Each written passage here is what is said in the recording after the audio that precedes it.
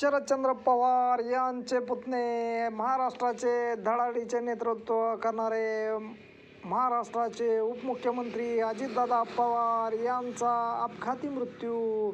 सकाळी 8:10 टेकअप केलेले विमान पुण्यावरून सकाळी 9:30 वाजता बारामतीला पोहोचले. लँडिंग होण्याच्या ठिकाणी एक चक्कर मारली, परंतु विमानाच्या तांत्रिक बिघाडामुळे विमानाचा अपघात झाला आणि महाराष्ट्राचा धडाडीचा कार्यकर्ता नेता गमावला. महाराष्ट्राला एवढं दुःख झालं की खूप दुःख झालं.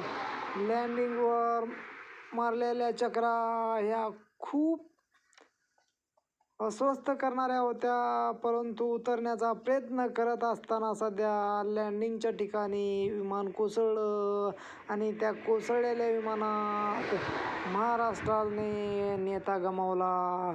त्यांना श्रद्धांजली वाहण्यास कितीतरी नेते रडले, कितीतरी जनता रडली, परंतु दादा हे जग सोडून गेले. कारण दादाची जागा ही सगळ्याच्या हृदयात आहे.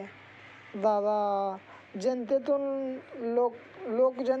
लोक कल्याणाचे दादा होते, लोकांच्या मनातील दादा होते, जनतेचा राजा होता अजितदादा.